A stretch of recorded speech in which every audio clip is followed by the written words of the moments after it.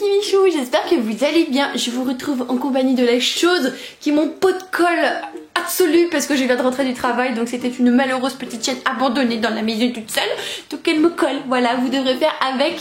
C'est pas le moment du câlin, mon chouchou.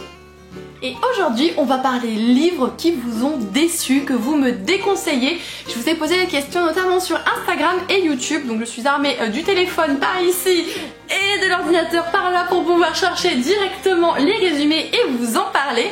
Donc je vous propose de commencer sans plus tarder, mais je préfère vous faire un petit message avant. Ce n'est pas parce que des personnes n'ont pas apprécié des livres que vous avez adorés que ces personnes jugent ce que vous pensez, votre façon de faire, votre façon d'apprécier les livres, vos goûts, tout simplement. Les livres sont destinés à des personnes et chacun a ses goûts, tout le monde ne va pas se retrouver dans le même univers. Il y en a qui font des cartons pleins, ça arrive, je vous l'accorde, mais il y a toujours des personnes qui ne vont pas apprécier ce roman et de ce fait, nous ne critiquons...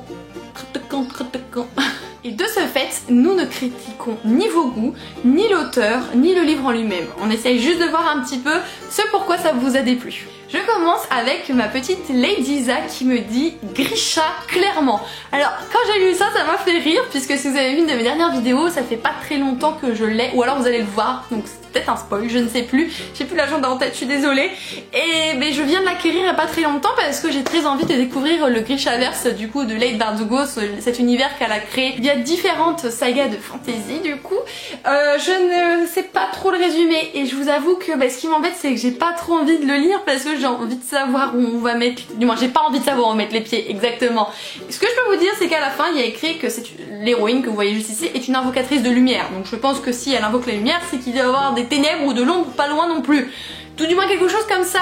Je vais me fier aussi à Livre Addict puisque c'est, on va dire, ce que j'utilise le plus comme site internet quand j'ai besoin d'être guidée, quand je découvre un livre pour la première fois. En fait je vais checker là-dessus plus que sur Goodreads, je vous l'avoue. Et en termes de notes, il est noté à 16,8, donc il est caractérisé comme bon. C'est au-delà de 17 qu'on devient très bon et en deçà de 15 qu'on devient moyen. Voilà un petit peu pour les chiffres sur Livre Addict, bien que vous avez aussi excellent, etc. Mais c'est un ordre d'idée. Donc, de manière générale, un livre qui est noté à 16,8, personnellement, c'est un livre où je vais pouvoir aller dedans. En fait, tout ce qui est au-dessus de 15, je vais pouvoir aller dedans, bien que quand ça s'approche du 15, j'avoue que je rechigne un peu parce que je me dis, oui, pas passer loin. Oui, je suis quelqu'un qui écoute beaucoup les avis des autres. Après, je me fais aussi mon propre avis, vous vous en doutez bien, sinon il n'y aurait pas d'intérêt. Mais ça me guide pas mal et alors je ne sais pas ce qui t'a déplu du coup clairement dedans. Est-ce que c'est la plume de Leigh Bardugo et à ce compte-là du coup ni Six of Crows, ni King of Cards ou tous les autres romans qu'elle a fait ne te plaisent peut-être?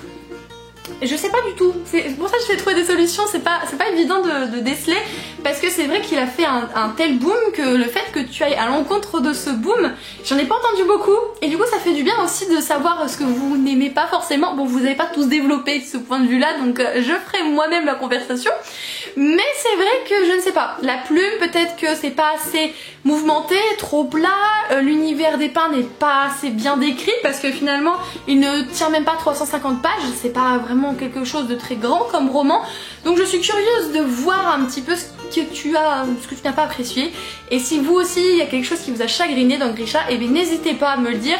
Je pense que je lirai vos commentaires à ce moment là une fois que je l'aurai lu parce que sinon vous allez me bloquer. Livre Juju nous dit 13 Reasons Why de Jay Asher, je ne l'ai pas vu mais la série est bien apparemment. Alors la série je l'ai vue, il me manque que la dernière saison qui est sortie il n'y a pas très longtemps sur Netflix, je n'ai pas encore vu, je vous l'avoue, mais c'est vrai que pour moi la série de mon point de vue est un carton plein, je la kiffe d'amour, vraiment je me passionne pour cette série, à chaque fois que je me mets dedans c'est génial, même si ça peut vous prendre aux tripes et puis vous faire pleurer toutes les larmes de votre corps, mais c'est des choses qui arrivent.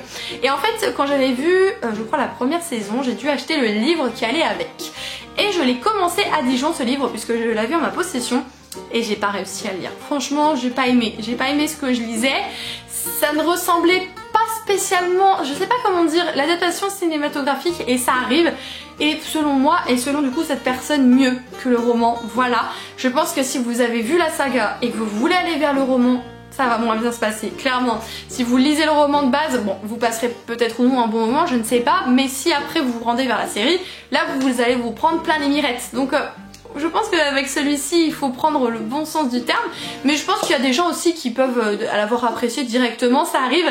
Cette personne ne fait pas partie de cette team et moi non plus. Dream with quoi? Tina, c'est ça? Oui, Dream with Tina 2 me dit Né à minuit. Donc Né à minuit, c'est une saga composée de 6 tomes avec un tome 0 qui est actuellement terminé. Et je ne sais pas quoi en penser parce que c'est vrai qu'en fait le pitch de départ est très intriguant, très intéressant. Et je me demande ce qui a pu bloquer cette personne. Donc pour vous en dire quelques mots, on va suivre une jeune fille nommée du coup Kill, K-A-Y-2-L-E, je ne sais absolument pas comment on dit ce prénom. Et après tout plein de catastrophes qu'elle a fait, cette jeune femme, ben ses parents en ont eu ras la casquette et du coup ils ont décidé de l'envoyer dans un centre, on va dire pour adolescents marginaux. Parce que c'est plutôt pour personnes pas communes, puisqu'en fait on y retrouve des vampires, des démons, en fait on y retrouve toutes les créatures de la nuit. Et finalement l'héroïne se dit qu'elle n'est peut-être pas là par hasard. Accompagnée donc de nouveaux amis, elle va essayer de découvrir qui elle est et si elle est l'une de ces créatures. Elle va se poser beaucoup de questions, d'autant plus qu'il y a 2 jeunes hommes qui vont arriver et qui vont tous les deux mystérieusement la séduire pour X raisons. On ne sait pas ce qui se passe, pourquoi est-ce qu'elle est autant séduite, pourquoi est-ce qu'elle est finalement prisonnière de cet endroit et qu'est-ce qu'elle est vraiment si elle n'est pas humaine. Elle est quoi, une sorcière, une démone, un vampire? On ne sait pas et je pense qu'elle a terriblement envie de savoir ce qu'elle est, ce que je peux comprendre totalement. Les critiques qui reviennent le plus, ce serait plutôt quelques longueurs de manière générale dans ce livre.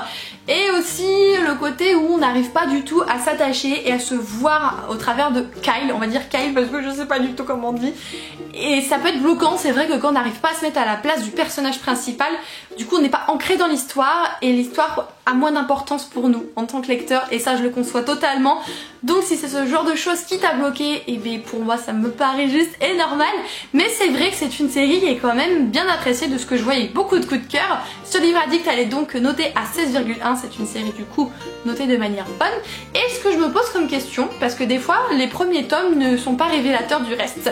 Donc j'ai cliqué sur le dernier tome, le 6ème, et là par exemple on tape sur une note de 17,8. Donc c'est peut-être le style de série où il faut réussir à se tenir à ce premier tome, à passer le cap, et après c'est genre super bien. Peut-être que c'est comme ça, je me pose la question du coup en voyant le retour des différents lecteurs. Cass et ses livres nous confient que bon, beaucoup ont aimé, mais qu'elle n'a pas du tout accroché à la saga Phobos et ne comprend pas l'engouement qu'il y a autour de celle-ci.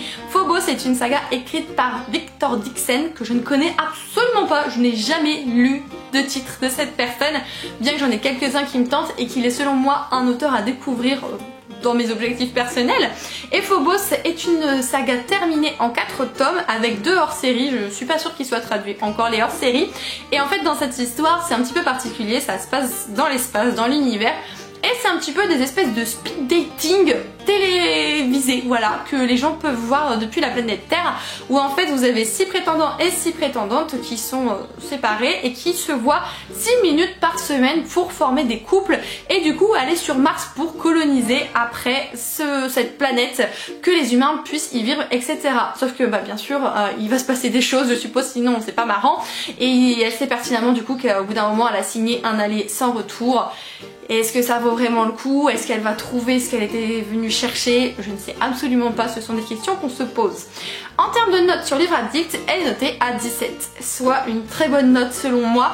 Et on va faire comme tout à l'heure, on va regarder le dernier tome pour voir comment ça se dépatouille. Il est noté à 16,7, donc un tout petit peu moins bien, mais il n'empêche qu'il reste quand même une excellente note pour ce roman. Sur quasiment 10 avis que je viens de lire, il y en a une seule qui émet des choses plutôt négatives. Je vous cite, bien trop jeunesse à mon avis, l'intrigue est trop légère mais pas assez travaillée, les personnages qui semblent intéressants n'apparaissent que trop rarement, dommage. Alors finalement c'est peut-être ça qui t'a gêné, c'est que l'intrigue manquait peut-être de piquant, que le fait que ça soit peut-être un petit peu trop jeunesse, alors que je pense que c'est vendu comme du young adulte, et bien ça a pu te freiner dans ta lecture et que les personnages que tu chérissais le plus étaient ceux que tu voyais le moins. Après côté personnages et intrigue, j'ose espérer que de manière générale dans les romans ça se développe par la suite. C'est comme beaucoup, il faut réussir à passer la deuxième, l'enclencher pour pouvoir réussir à continuer et apprécier d'autant plus. Alors des fois ça marche et des fois ça marche absolument pas parce qu'on continue et finalement on se vautre royalement. Mais c'est vrai que moi, alors, je suis plus ou moins attirée par cette saga dans le sens où j'en ai entendu grand bien, voilà, comme toujours les échos dans ce sens ça marche. Victor Dixon est aussi un auteur que j'ai envie de découvrir, je ne sais pas encore sous quel de ses livres, celui-ci, Cogito, Extincta, etc. Je ne sais pas vers où j'irai, mais c'est vrai que voilà, le fait que ce soit cet auteur ça me donne envie. Par contre, il faut savoir que de manière générale, même si vous voyez dans la bibliothèque derrière moi Aurora Squad qui est par ici, C'est vrai que l'espace n'est pas quelque chose qui va m'attirer spécialement dans un livre, au contraire ça va avoir tendance à me freiner, aussi étonnant que ça puisse paraître. Je pense que voilà, il y a des choses qui ne sont pas faites pour tout le monde et l'espace pour le moment n'est pas fait pour moi. Après il faut savoir que je suis aussi la fille obstinée qui dit que ce n'est pas pour elle, que je n'aime pas, que je n'ai pas envie d'y aller. Je finis tôt ou tard par céder et 3 fois sur 4 je change d'avis. Alors non, je ne suis pas une girouette, mais je pense que j'ai des a priori et du coup ces a priori font que j'ai du mal à aller vers certaines choses et finalement je me rends compte que ça me correspond totalement. Livre Juju nous dévoile à nouveau un titre qui a déçu, La 5e vague de Rick Yancey, ou à la limite le film. Alors la 5e vague, j'en ai entendu parler plus pour le film moi que le livre. C'est une trilogie terminée à l'heure actuelle qui est peut-être bien noté quand même, 16,5. Voilà, c'est ce qu'on appelle du coup un bon livre, une bonne saga. Encore une fois, on va checker le dernier tome, il est à 15,5. Donc là, il a quand même perdu un point en chemin, le pépère, ça me fait mal. Dans cette histoire, on va suivre Cassie qui a atteint ce qu'on appelle la 5e vague, elle ne l'a pas choisi, hein. Les 4 premières s'intitulent Extinction des feux, Déferlante, Pandémie, Silence, et en fait ils sont attaqués par des choses qui ressemblent à des humains, qui se comportent comme des humains mais qui ne le sont absolument pas, et qui sont juste là en fait pour vous squeezer, hein, vous, tout simplement. Oui, c'est très, voilà, vous avez compris. Et elle essaye de fuir coûte que coûte et elle se dit que la meilleure chance c'est de rester toute seule, sauf que apparemment son petit frère aurait des soucis. Elle va rencontrer quelqu'un en chemin et elle ne sait pas si elle peut lui faire confiance, s'il va pouvoir l'aider, et peut-être que les révélations le concernant vont être terribles. En même temps je peux la comprendre Cassie, hein, parce que dans ce genre de monde où tout le monde en a après vos fesses et tout le monde essaye de vous tuer, la confiance doit être extrêmement dure à gagner et à se mériter. Alors la 5e vague, je crois qu'elle c'est présent aussi sur Netflix, mais moi j'avoue que j'ai pas regardé. Voilà, c'est pas quelque chose qui m'a attirée. Même si des fois il y a des films comme ça qui me plaisent, là pour le coup je dois avouer que non. Et c'est vrai que peut-être qu'il y a un côté barbarie qui peut être gênant avec cette histoire de meurtre, d'assassinat. Est-ce que par exemple ce qui est gênant c'est qu'on ne comprend pas ce qui s'est passé en amont parce que finalement on arrive directement à un moment important, à la 5e vague, et je pense que de rien du tout jusqu'à cette 5e il a dû se passer énormément de choses et peut-être que du coup l'histoire est mal ficelée et que l'intrigue n'est pas assez prenante également. Et je vois aussi peut-être que les personnages ne sont pas assez intéressants. La personne mystérieuse qui arrive dans la vie de Cassie, finalement n'est peut-être pas vraiment ce qu'on imagine, et puis c'est un petit peu plat, ou alors totalement on sait directement ce qui va en être et du coup quand on sait ce qui va se passer c'est un peu nul. Bon, il faut savoir qu'il y a extrêmement de personnes qui ont eu de coups de cœur pour ce livre, et sinon ce qui revient le plus c'est que ça peut traîner trop en longueur et qu'on a du mal à rentrer dans l'histoire, et d'autres personnes ont encore du mal à comprendre le but des aliens par rapport à leurs actions, ce ne serait pas cohérent. Donc c'est vrai que quand un livre manque de cohérence ça peut être bloquant, mais au vu de tous les nombres de coups de cœur qu'il y a, je pense que c'est quand même quelque chose à tenter et à vérifier par soi-même. Une lectrice écrivaine me dit Hazelwood, j'ai rien compris à l'histoire. Donc ça aussi ça m'a fait beaucoup rire parce que faut savoir que Hazelwood est dans ma pile à lire, et ce depuis un bon moment, je dois vous l'avouer. Donc il est écrit par Melissa Albert et publié aux éditions Milan. Bon, outre le fait que ce soit un très beau bébé et que j'ai craqué à cause de son faciès, ce qui m'a fait craquer surtout, c'est qu'on va parler de contes. Contes un petit peu revisités, un petit peu inspiration de différents contes. Ne croyez pas que vous allez avoir affaire à Blanche-Neige ou au petit chapeau rouge, on est loin de là. Il faut savoir qu'il y a toute une intrigue autour de Hazelwood, puisqu'on définit Hazelwood comme la résidence légendaire d'une autrice célèbre de contes. On la définit aussi comme un endroit où les personnages qu'elle a inventés sont présents, et on la définit aussi comme un endroit où en fait la petite fille de cette autrice va devoir s'aventurer. Elle se nomme Alice, mais personne ne revient jamais de cet endroit. Voilà un petit peu comment est-ce qu'on dépeint ça. C'est sous forme de manoir. Hazelwood représente un manoir, sauf que finalement est-ce que derrière ce manoir il n'y aurait pas d'autres mondes, d'autres choses? Et puis finalement quand elle va voir Alice, cet autre monde, elle est peut-être pas une simple New-Yorkaise comme elle pense être. Elle est peut-être une princesse, une sorcière, qui sait, on ne sait pas, puisque c'est une autrice de contes qui vivait dans cet endroit et d'où ces personnages sont dedans, donc on peut vraiment penser à tout et n'importe quoi. Et moi je dois vous avouer que ça m'avait extrêmement intriguée pour le coup, parce que justement ça me faisait penser très clairement à Alice au Pays des Merveilles qui tombe dans la fosse au lapin et puis qui retrouve le Pays des Merveilles. Voilà, ça me fait beaucoup penser à ça, même si ça a l'air d'être beaucoup moins vendeur que le Pays des Merveilles. En termes de notes, c'est noté à 15,1, donc on frôle ma limite personnelle, donc déjà ça c'est pas bon, mais comme il est là de toute façon je le lirai. Il est pas très gros, voilà, il fait à peu près 380 pages et je ne sais qu'en penser. Je ne connais absolument pas la plume de l'autrice, donc déjà je ne peux pas partir sur cette discussion. Après lecture des différents avis, ce qui revient le plus déjà, c'est que c'est un univers très sombre, une réadaptation de contes un petit peu vraiment creepy, etc. Donc si vous aimez vraiment les beaux contes, là vous passez votre chemin parce que sinon ça va vraiment pas coller à votre style de lecture, vous allez pas du tout apprécier.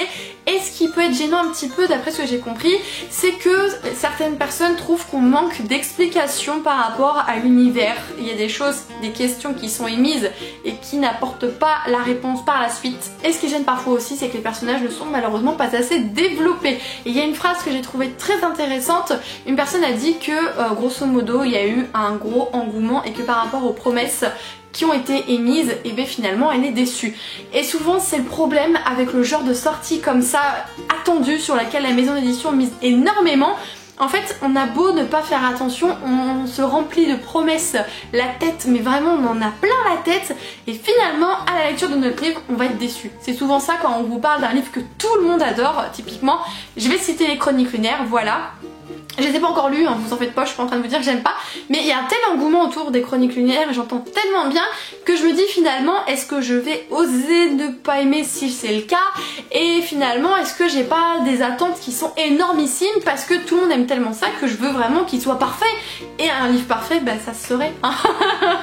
On est d'accord, c'est pas ce qui peut non plus tomber du ciel. Ensuite on va voir un petit peu du côté de Narrative Book, elle me dit Shades of Magic, livre que j'ai dû abandonner après 150 pages. Et bien je suis extrêmement triste que tu aies dû abandonner ce livre. Alors je ne sais pas si vous voyez, non c'est hors champ. Voilà, j'ai le tome 1 ici du coup de Shades of Magic. Et il faut savoir que pour moi c'était... Alors, je sais pas si c'est un coup de cœur ou si ça frôle le coup de cœur. En tout cas on est vraiment pas loin. C'est un livre que moi j'ai adoré personnellement. J'ai découvert V.E. Schwab à travers celui-ci. Sa plume m'a conquise. L'histoire qu'elle nous dépeint m'a conquise. Donc je ne sais pas qu'est-ce qui t'a bloqué. Est-ce que ça manquait de détails? Est-ce que ça manquait de rebondissements? Moi en tout cas j'ai été rassasiée, donc j'essaye aussi de me mettre à votre place si jamais vous n'avez pas apprécié. Et c'est vrai que là par contre j'ai du mal à être impartiale, puisque dans cette histoire on va suivre Kel, un jeune sorcier, un jeune magicien qui est par contre un magicien très rare. C'est un magicien de sang, il en existe extrêmement peu, il en existe 2 dans cet univers à ce moment précis de la lecture, et il a été recueilli très jeune par la cour, un roi, une reine, etc. qui l'ont recueilli comme leur fils. Et il faut savoir qu'il existe 4 mondes dans cet univers, 4 mondes qu'on essaye de reconnaître par un système de couleurs. Lui il vit dans le monde rouge, et leur seul point commun entre ces mondes est la ville de Londres, donc il habite dans le Londres rouge. Vous avez le Londres blanc, le Londres noir et le Londres gris. Le Londres gris par exemple est le monde dépourvu de magie, donc typiquement il serait notre monde. Le Londres noir est le Londres où il y a eu un abus de magie mais tellement colossal que tout a été déchiré, tout a empiré, les gens là-bas sont quasiment démoniaques en fait. Ça peut ressembler peut-être à l'idée qu'on se fait des enfers typiquement. Je prends des métaphores hein, pour essayer d'illustrer un peu plus. Et le Londres blanc sont par contre ceux qui commencent à être à court de magie et qui du coup sont très avares de magie, qui sont prêts à tout pour pouvoir en avoir davantage. Et du coup ce jeune magicien de sang a la particularité de pouvoir voyager entre les mondes, entre les Londres. Sauf qu'il est strictement interdit de transvaser des objets d'un Londres à un autre. C'est vraiment quelque chose de prohibé. Sauf que lui, on sait pas pourquoi, il aime bien un petit peu taquiner les personnes qui l'ont élevé, donc il en a fait un petit business, il troque justement des objets comme ça, et il se fait un petit peu un bon petit pécule vis-à-vis de ça. Jusqu'au jour où finalement, il va tomber malencontreusement sur un objet qui provient du Londres noir, et il l'ignore à ce moment-là. Il va donc atterrir dans le Londres gris, et dans celui-ci, il va faire la rencontre d'une jeune femme dont j'ai complètement oublié le nom. Voilà, c'est vraiment pas très doué de ma part. Lila, elle s'appelle Lila, il va faire la rencontre de Lila, Lila qui est une voleuse, donc pour s'en sortir elle ne fait que ça, et elle va lui subtiliser cette fameuse pierre. Donc de là va commencer beaucoup de choses, et les personnages vont donc être liés. Il faut savoir que la fin de ce tome-ci pourrait entre guillemets être une fin à elle-même, même s'il y a encore des questions soulevées. Vous avez quand même une fin de posée. Donc voilà, c'est une trilogie, j'ai le tome 2 que vous ne voyez pas qui est caché juste ici. Et il me manque le dernier tome, j'ai hâte de découvrir ça. En termes de notes, le premier tome est noté à 17. Donc c'est quand même une très bonne note, je dois reconnaître. On va taper dans le dernier à 17,6. Donc c'est vraiment une très bonne saga de manière générale. Donc c'est vraiment un avis général des lecteurs. Hein. Je conçois qu'il y a des personnes qui n'aiment pas, vous en faites pas. Mais là c'est vrai que je vais pas réussir à étoffer cette hypothèse parce que moi j'ai tout aimé. Du coup comme j'ai pas du tout un avis clair là-dessus, je vais pas pouvoir vous guider vers le pourquoi du comment. Je vous propose de continuer avec 3 derniers livres, comme ça on sera sur le compte de 10, donc je me doute bien que je vais pas pouvoir traiter tous les livres dont vous m'avez parlé, mais au moins on sera peut-être un petit peu plus ciblé. Et puis rien n'empêche de faire un round 2, donc n'hésitez pas à me dire ça vous plairait, une autre vidéo de ce style avec d'autres livres que vous m'avez proposé. Du coup on continue avec celui-là de Reader from Hogwarts, et elle me dit Caraval, pas la seule à ne pas avoir aimé, incompréhensible et vraiment ennuyée, voilà. Donc j'ai checké un petit peu, donc Caraval en fait c'est on entre dans un jeu qu'on dit normalement de virtuel, non réel, et en fait finalement cette petite bordure entre la réalité et le rêve est tellement fine que des fois on ne sait pas où on est, on ne sait pas si c'est réel, on ne sait pas si finalement on peut tout se permettre parce que on est dans un rêve, et c'est ça qui va rendre tout l'enjeu du livre finalement. On nous vend pas plus la mèche que ça, c'est vraiment le topo de ce qu'il y a écrit, et je sais pas, c'est vrai que ça fait très intriguant je trouve, et d'après ce que j'ai lu, beaucoup de gens ont adoré, et même si des fois il y en a qui ont moins aimé que d'autres, ils avaient tous quand même quelque chose de positif, du style la plume a vraiment rattrapé le truc, j'arrivais pas à m'ancrer avec le personnage principal, mais au fur et à mesure du temps j'ai appris à la comprendre et à la connaître, etc. De tout ce que j'ai lu, du moins j'en ai pas lu énormément, attention j'ai pas lu non plus tous les avis de tout le monde parce que c'est pas mon rôle, mais il y a toujours des choses positives qui ressortent dans ce roman. Moi j'en avais entendu parler mais pas pour ces raisons là, tout simplement parce que le tome 3 ne va pas être traduit chez nous, en tout cas pour le moment c'est ce qui est acté, et c'est une trilogie, donc en fait si vous avez adoré le 1, vous avez adoré le 2, et bien vous avez même pas la fin, et je trouve ça tellement injuste, mais genre injuste. C'est ce qui fait que je ne vais pas vers cette saga alors qu'elle me parle. J'entends qu'il y a bien sûr des avis négatifs dessus, qu'on a du mal avec l'intrigue, que finalement c'est plat, ça manque de magie, on comprend pas exactement où est le rêve et la réalité, ça peut perturber. Je peux comprendre toutes ces petites choses négatives qui font que les personnes n'ont plus ou moins accroché. Mais mince quoi, pourquoi on ne traduit pas ces derniers tomes et qu'on puisse conclure? Tout le monde n'a pas la possibilité de lire en VO, et auquel cas ça va nous prendre Mathusalem parce qu'on va être obligé de traduire toutes les 2 secondes parce qu'on ne comprend pas les termes. Je veux dire, ça reste quand même de la fantaisie quelque part, et je veux dire la fantaisie ça fait partie des genres littéraires qui font que quand vous allez aller vers lui, notamment en version originale ici en anglais, ça va être des termes très spécifiques, très techniques que vous n'allez pas retrouver ailleurs. Donc en fait si vous ne connaissez pas ces termes de base, vous allez passer votre temps à chercher la signification des mots et ça va complètement vous bloquer. Donc c'est pour ça que moi je la commence pas, parce que même si les avis négatifs sont là, et il y en a toujours pour tous les livres, moi j'ai envie d'aller vers celui, mais je suis bloquée à cause de ça. Ça peut être bête et méchamment, et ça se trouve la fin du 2 fait suffisamment fin pour que ça puisse passer, je ne sais pas, mais je suis pas prête à me lancer là-dedans, je vous avoue que je suis pas prête. Je regarde actuellement la note du tome 3, donc tout tourne autour à peu près de la même note, soit 16,5, bien que le tome 2 a explosé le record, il y a 17,8. Donc je ne sais pas pourquoi, du comment, pourquoi plus le 2 qu'un autre. Mais du coup voilà, pour toutes ces raisons, personnellement je ne me lance pas à l'heure d'aujourd'hui, peut-être que je le ferai un autre jour. Et je peux comprendre du coup toutes les critiques négatives, mais traduisez-moi le tome 3 quoi. Et on va terminer par les 2 livres que me propose du coup la biblio de Lu. D'ailleurs cette demoiselle est aussi autrice, donc n'hésitez pas à checker dans l'espace des barres d'informations juste en dessous pour voir un petit peu. Elle a écrit notamment La Cité des Sangs Purs qui est dans ma palle au jour d'aujourd'hui, donc n'hésitez pas à aller regarder ça. Elle nous dit tout d'abord la sélection, désolée, et puis voilà, c'est des choses qui arrivent, donc la fameuse trilogie de Caracas. Je parle vraiment des romans initiatiques, hein, même s'il y a eu 2 autres romans à côté. Je pense que vous connaissez, hein, mais je vais quand même vous dire rapidement. On va suivre l'histoire de America. America est une jeune femme qui est follement amoureuse de quelqu'un en secret et va devoir finalement quitter cet amour interdit et quitter sa famille pour participer à un jeu de télé-réalité où elles sont 35 en fait, et dans ce jeu elles vont devoir essayer de séduire le fameux prince, et tout ça ne l'intéresse pas en fait, tout cet univers de paillettes prout de cours, ça ne lui plaît pas, jusqu'au jour où elle rencontre le prince et finalement tous ses plans vont être chamboulés. Je me rends compte que finalement il y a extrêmement d'avis négatifs quelque part sur ce roman, même s'il est noté autour de 16,5, tout du moins pour les 3 premiers tomes. Il y a beaucoup de choses négatives qui reviennent, comme quoi que c'est plat, qu'on voit tout venir à des kilomètres et que du coup on s'ennuie de manière générale, que l'univers un petit peu, comment ils définissent ça, historico-politique, manque cruellement de profondeur. C'est vrai que c'est pas des choses très gentilles, mais c'est des choses sincères de lecteurs qui ont malheureusement été déçus de leur lecture. Mais par contre beaucoup d'entre eux ont dit mais malgré tout ça, j'ai continué ma lecture parce que la plume de l'autrice est juste géniale. C'est vrai que Kirakas est très réputée pour cette plume. Après, si à côté de ça, on ressent vraiment quelque chose de plat, un vide, on voit tout arriver, on s'ennuie. Je veux dire, au bout d'un moment, la plume ne fait pas tout non plus. Si on ne sait pas construire correctement une histoire, si on n'est pas emporté parce que nous vend l'auteur ou l'autrice, et bien ça sert à rien, je pense. Et c'est le genre de roman qui peut, je pense, passer ou casser très clairement. Soit vous adhérez au concept, vous adhérez à la pseudo-romance qui va arriver, au contexte qu'il y a tout autour et à l'amour interdit abandonné, soit finalement, on se rend compte que oui, ok, elle va kiffer le prince, oui, ok, elle va retrouver son amoureux, oui, j'en sais rien, je ne l'ai jamais lu, donc ne vous inquiétez pas, je ne peux pas vous spoiler. Mais si c'est trop prévisible, si c'est trop pas là et que la profondeur de l'histoire n'est pas là, ça peut être vraiment dommage. Et je crois que ce sont des critiques qui sont pas mal revenues, notamment pour La Fiancée, qui est la nouvelle saga de Kirakas. Mais j'ai la sélection, je la lirai, je me ferai mon avis comme toujours. Je vais clôturer du coup cette vidéo avec un roman que nous propose à nouveau la Biblio de Lu. Il s'agit de La Sphère de Alexiane Delis, qui est un roman d'actualité qui vient de paraître.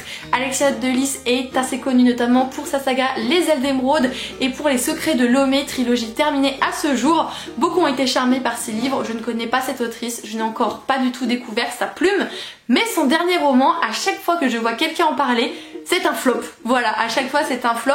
Et en fait, dans cette histoire, dans La Sphère, elle nous propose de suivre une héroïne du nom de Noria qui a tout ce qu'elle veut dans la vie. Elle est riche, elle est mannequin, elle est entourée d'amis exceptionnels, il n'y a pas de problème. Mais en fait, dans ce monde, les hommes n'existent plus. Alors me demandez pas comment continue la race humaine, j'en ai pas la moindre idée. Et d'après ce que j'ai compris, ce n'est même pas mentionné. Donc déjà, c'est très incohérent. Et du coup, pour essayer de s'évader et de rencontrer des hommes, les personnes les plus fortunées peuvent se rendre à la Sphère, puisque dans cette sphère, elles vont plonger dans un univers virtuel, un petit peu comme un casque quand vous jouez à PS4 ou je ne sais quoi, dans un univers virtuel de réalisme, réalité augmentée, tout ça.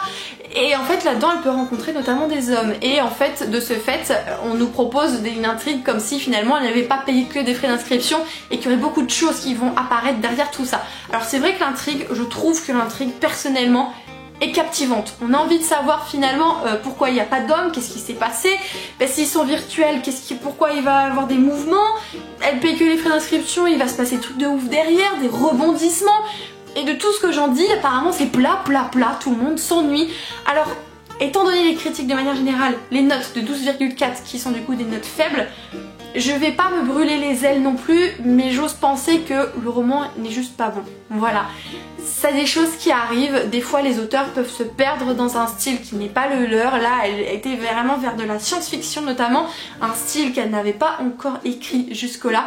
Peut-être que sa plume n'est pas faite pour ça, peut-être que sa créativité et tout ce qui est son côté imaginaire ne correspond pas à cet univers, et Alexiane s'est peut-être perdue dans celui-ci, c'est ce que je pense.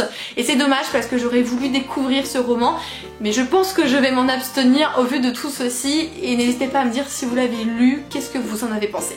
Et bien voilà Kimichou, cette vidéo est à présent terminée. J'ai adoré pouvoir un petit peu critiquer et émettre notamment des hypothèses sur pourquoi est-ce que ces livres vous ont déplu. N'hésitez pas à débattre dans les commentaires si vous avez vu des chouchous, dites-moi pourquoi vous les avez appréciés. S'il y en a également que vous n'avez pas appréciés, qui ont été cités par d'autres personnes, n'hésitez pas à développer le pourquoi du comment. Du moment qu'on fait tout ça avec respect, moi je dis banco. Je vous retrouve du coup très bientôt pour une prochaine vidéo et n'hésitez pas à me dire si vous avez apprécié celle-ci et que j'en retourne une autre pour un prochain épisode. Je vous fais tout plein de gros bisous les Kimichou, prenez soin de vous. Je vous dis à très bientôt.